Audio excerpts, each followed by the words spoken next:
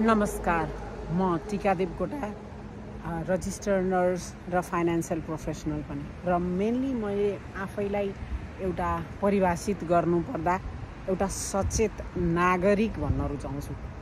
म एउटा नेपाली जो अमेरिकामा बसोबास गर्दै आइरहेको छु, तर सचेत छु।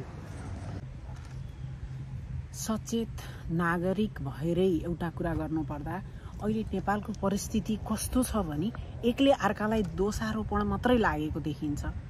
एउटाले गर्न लाग्यो अर्काको खुट्टा तान्ने र पछाडि हटाउने बाहेक अरू कुनै केही पनि देखिँदैन। त्यसैले सबैजनाले जो जहाँ हुनुहुन्छ, जुन परिस्थितिमा हुनुहुन्छ, जे काम गर्दै हुनुहुन्छ, सबैभन्दा महत्त्वपूर्ण र पहिलो कुरा भनेको आफैले आफूलाई हेर्नु पर्यो, आफैले आफैलाई चेक जाँच गर्नु पर्यो। तपाईले गरिरहनु भएको काममा फोकस गर्नु पर्यो।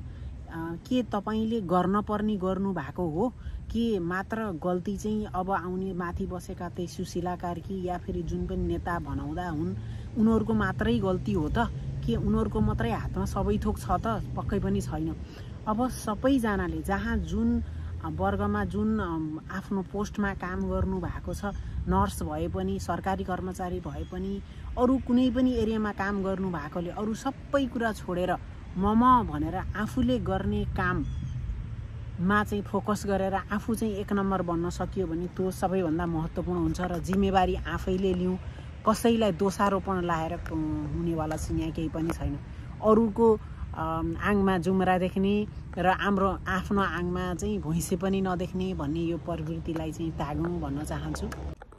यसको मतलब यो पटक्कै होइन कि मैले अरूलाई चाहिँ सिकाउने, ल गर यसो गर भन्ने, आफू चाहिँ चुप्प लाएर बस्ने गरेकी छैन।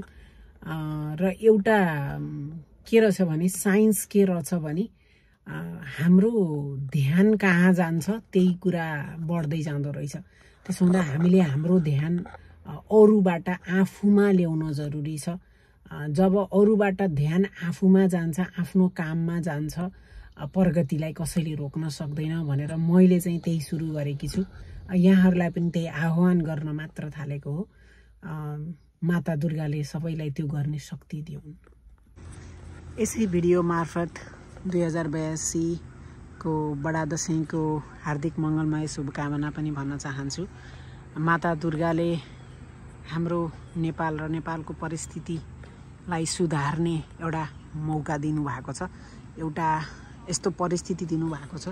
यो परिस्थितिको सही अवलोकन गरेर यसमा कसले के गर्न सक्छ भनेर सबैजनाले कसले के गर्यो भनेर अर्कातिर औँला नउठाइकन आफूले जिम्मेवार भएर जहिले काम गर्न सुरु गरिन्छ, डेफिनेटली म के गर्नु पर्यो, मेरो भागमा गर्न पर्ने के छ भनेर हामी सबै अगाडि आएर गरौँ र पक्कै पनि हामीले भनेको जस्तो बनाउन सक्छौँ भन्न चाहन्छु।